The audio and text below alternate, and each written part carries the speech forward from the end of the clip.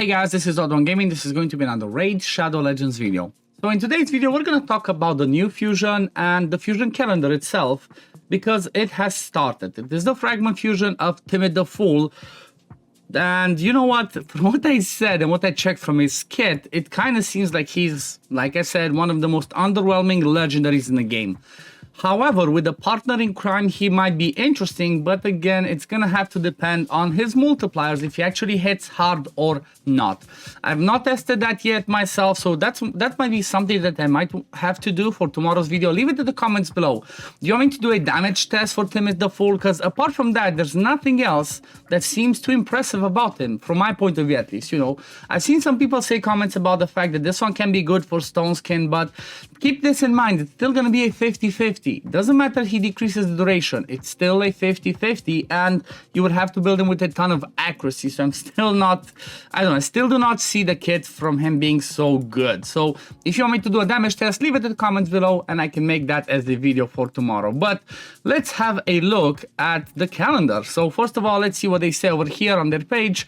New legendary from Bannerlords. We're running a series, new series. It's the same thing of events and tournaments where we can earn fragments for Timit. So I first want to check through what they say, and then after that we're going to move over to the actual calendar itself. So we give us the same details about him. The events and tournaments, again, where you can earn fragments. It says the same thing. We're going to check this on the calendar, but let's read what else. For this fragment event, the Champion Training Tournament and Champion Chase will award 5 extra fragments to players who finish in their first or second place on the leaderboard.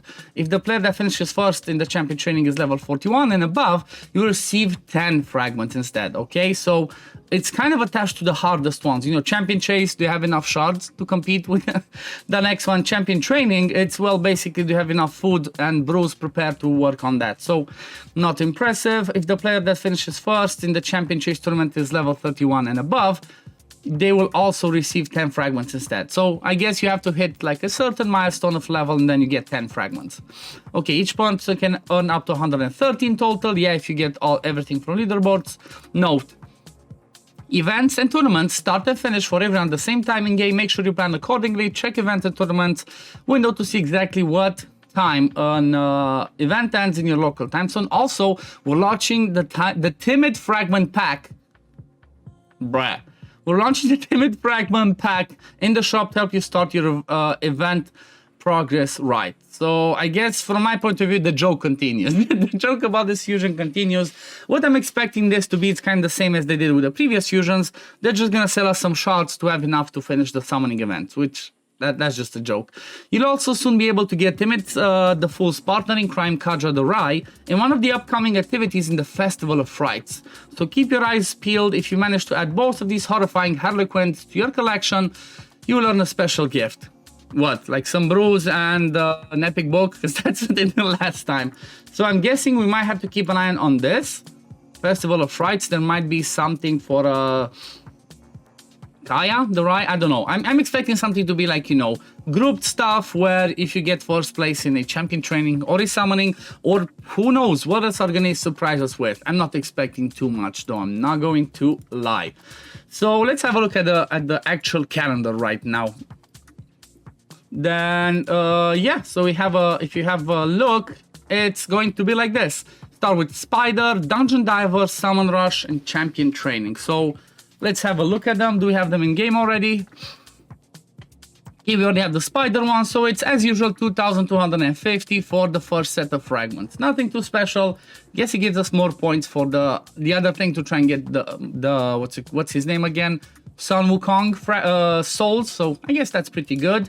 But then, like I said, the other thing that has popped is the Dungeon Divers event. Okay, this one again is pretty high points. I might try to go all the way. Spider is usually the easiest one to do, and I guess there was something else. There's Champion Training as well, and Summon Rush as well starting. So honestly, looking at this, the way I think I'm going to try and do this is I think I'm just going to try and use my energy that I have for today, okay, with just doing normal Spider. But after that, I think I'm going to try and do a solo run to try and combine the Spider with Champion Training. So while I will be doing Champion Training, the Champion Training event, I'm going to also try to do the Spider. So I guess for that, I either can do stages 20 and 25, and there's tons of heroes that can do that. I have several videos that I made on, like, you know, people like, what's his name, Akot, there's Artak, there's Drang, there's Crypt King, Grawl, Tyrant. So there's a lot that can do stage 20, 24 or 25. But I think what I would try to do is, I think I'm going to try and see if I can actually do hard stage, maybe stage 5 with Artak to solo it and 4 fodder. So that way I can double dip with the Spider and the Dungeon Divers. Then Summon Rush. When it comes to Summon Rush, we also have the announcement of the 10 times. So if we have a look, the first one, so we're gonna have, it kind of seems like it's a reviver theme. So the first one's gonna be the new legendary Bellatar Mage Slayer. That's gonna be from Voids. Pretty interesting kit. I'm not gonna go through all of the kit because, you know what, I might do a dedicated video, but there's you know, all my other fellow content creators have made a video on this, and the last time I made it I didn't get that many views, so I'm not gonna cover them, I'm just gonna show you. So Bellatar Mage Slayer seems to be a pretty interesting one with resetting of cooldown of skills, so that's pretty good one. Then the other one is going to be Raka Viletide, which is I guess she's kind of a budget version of Duchess, even though she's Void. She's the other one that's gonna be on the 10 times. Then when it comes to the non-Void ones, we do have Mighty Uko. He's a pretty good one. Honestly, if you don't already have a Mighty Uko, it might be worth trying to get one if you're close to pity, but we all know how low the chances of getting legendaries are during 10 times. He's definitely a good one. I love him. He's good for Arena, good for Hydra, so not too bad. Then the other one is going to be Pythian. Okay, which most of us have from the Fusion. Pretty good again. Really good for Arena, good for utility everywhere else. The block debuffs, revive, heals on the basic. Then the Void Epic, which I'm kind of a big fan of, is going to be Ursula the Mourner. She's amazing. Like, this revive is insane. It is a long cooldown, but it gives you good HP, good turn meter, and it also places strength and increased defense for 3 turns. And this one you can also use even if you don't revive. So that's pretty good. Also brings increased attack, decreased attack, and a million books on this A2. But she's still a good one. Then we have from the Ogren Tribes, one of the best, if not the best, epic for Hydra. It's Ugo, decreased defense, block buffs, heal, and I guess she can revive if everybody else is dead, but this one's not an actual reviver. And Leech on day 1, so Ugo, pretty amazing hero as well. Then we have from the undeads, we have Gorgorab, one of the best. You know, he used to be the OG for Arena up until he got Arbiter. Good revive with heal, turn meter boost with increased attack, chance to remove one buff on the A1, so pretty good one. He's definitely a god tier for Faction Wars, because on stage 21 you kind of need a reviver to make it easier for Faction Wars 21.